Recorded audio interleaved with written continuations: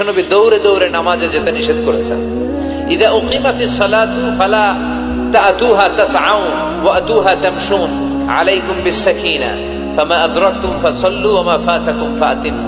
বিষ্ণু বলেছেন, নামাজের জামাতের ইকামত যখন হয়ে যায়, খবরদার দৌড়ে দৌড়ে নামাজে যাওয়া যাবে, আস্তে আস্তে যাও, হেঁটে হেঁটে যাও। ফামা আদরাকতুম ফাসাল্লু, যতটুকু যে পাবে আদায় করবে, যেটা ছুটে যাবে দাঁড়িয়ে নিজে নিজে পড়বে। কবুল করে নেয়ার মালিক কে? নামাজের জামাত দেখে দৌড় দিবেন, কিভাবে যাবেন? আস্তে আস্তে। আপনি দৌড়ে দৌড়ে গেলে আপনার ব্রেথ ইন ব্রেথ আউট, হাঁপানির ব্যারাম হবে। নামাজে যদি আপনি হাঁপাতে থাকেন, এটা সুন্দর লাগবে?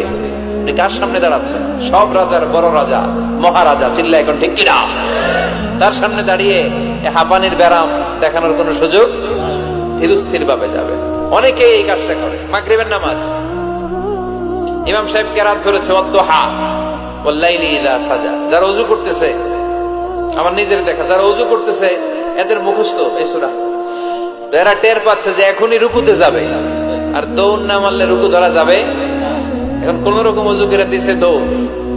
মসজিদে ছিল টাইলসের মসজিদ, উল্টায় পড়ছে, মুসল্লি একদিকে, লুঙ্গি আরেকদিকে। আছে না নাই? আমি নিজে দেখছি, আমাদের এলাকার এক খাদেম দৌড় মাইরা উল্টায় পড়া 3 মাস ওর পা ভাঙ্গা অবস্থায় মসজিদে পড়েছিল।